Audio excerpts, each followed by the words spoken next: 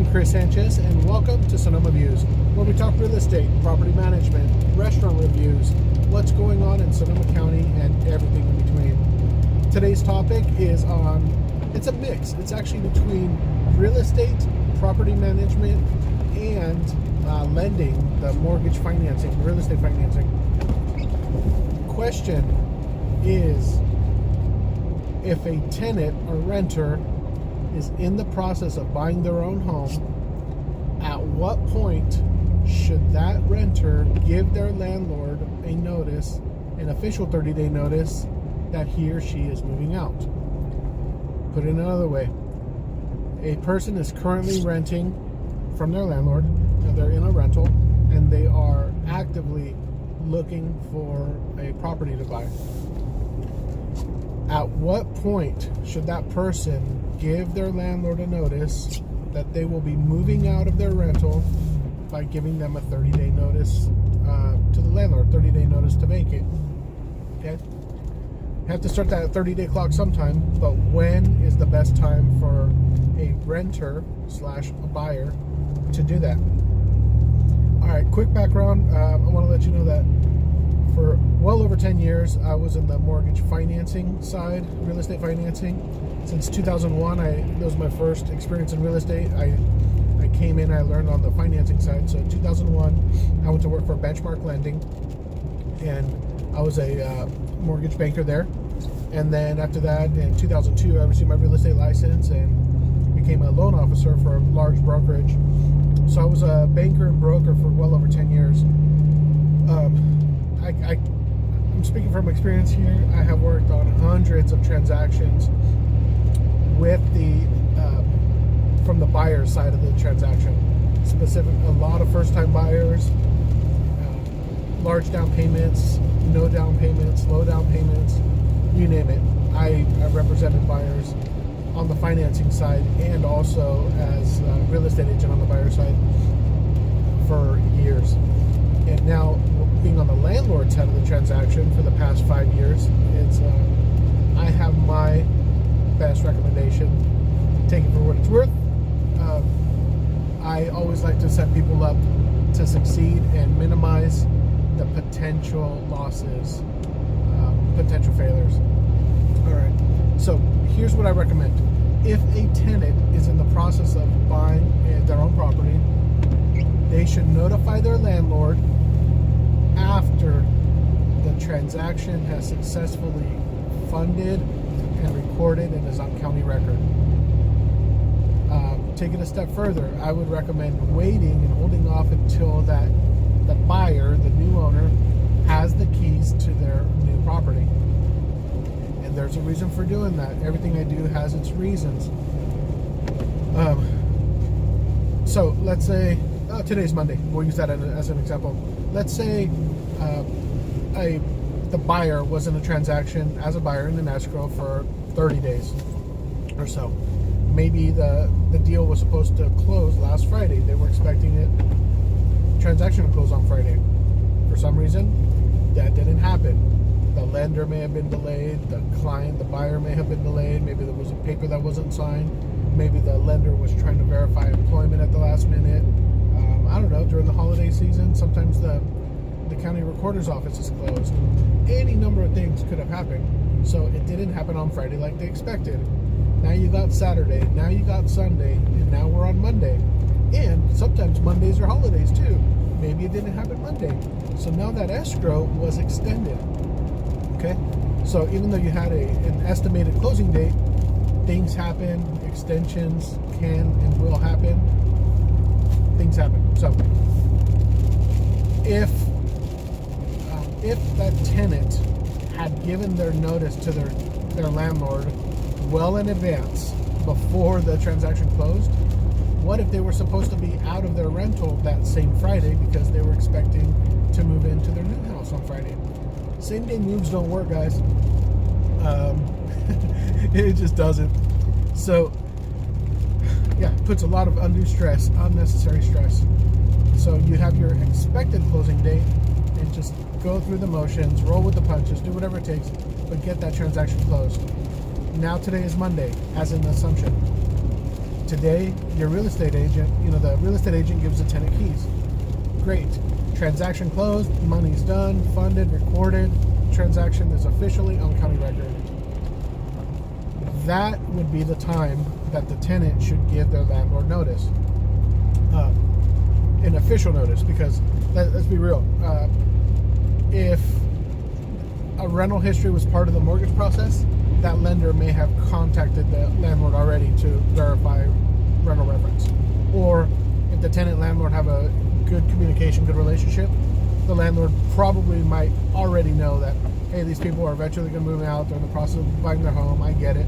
Just let me know when everything is done, and then we'll do a 30-day notice and prepare accordingly. So that would be the time to give a 30-day notice, official 30-day notice with an official move-out date. And if it happens in the middle of the month, it doesn't matter. Just 30 days is the legally required notice that a tenant must give the landlord. Assuming that the rental agreement is month to month, that's a different topic, so we're going on assumptions here. But a 30-day notice that the tenant is moving out. Then that tenant has just bought themselves 30 days to move out peacefully, taking the time, do things right, don't rush. Don't try to move your entire household and clean and go shopping all in one weekend, and then make friends and family jump through hoops and get the moving company. Trying to align all those stars for something to happen in 1 or 2 days it's setting it up for disaster, in my opinion. Because what if the movers are delayed? What if the moving truck gets a flat tire and they can't come out at 8 a.m. like they were supposed to? Now they're send the second truck. Now it's 12 noon. That just pushed back your whole day, and then you lost your Saturday. I've seen so many things, and so many people try to jump the gun, and I get it. I understand. It's time is money, the eagerness, the excitement of getting into their own place, but there's nothing like just the peace and calm and keeping your head on your shoulders, right? By doing so, rather than moving an entire household in 1 or 2 days, you could actually take your time, and the tenant should be able to, all right, now they got the keys, now they have their new home, let's assume it's vacant. Now they get to go in and maybe do a deeper clean, maybe throw out trash, maybe go do touch-up paint, maybe do painting, upgrades, set it up the way they want. And instead of rolling up in a huge U-Haul truck, or with the movers coming in, dumping all the boxes in the garage and in all the rooms, tenant could actually take their time and move things and unpack and put them in the place where they belong, or at least get the beds moved over and start setting up shop in the bedroom so they have a place to stay. And then as things come out of, let's say they're in a 2-bedroom apartment and they bought a 3-bedroom house, now they got time to go back and clean that apartment, maybe make repairs on the apartment, do some cleaning, get rid of stuff, make dump runs. So rather than transfer your junk from one place to the other, you could actually have them hauled away to the dump. And so I get the urgency and the reason that people want to give their landlord notice sooner, even though they're in escrow. It's because you don't want to pay double rent. I totally understand that. Well, I already paid, if I got to pay 30 days over here, I want to be, I don't want to pay rent over here and pay mortgage and utilities at the other place. I totally understand that. I can tell you, if financially, if the person is able to, and it should have been factored into the cost of buying the property anyway, moving in, and having the cash available for the move and the reserves, it should be factored in, and that, to me, is just smart planning.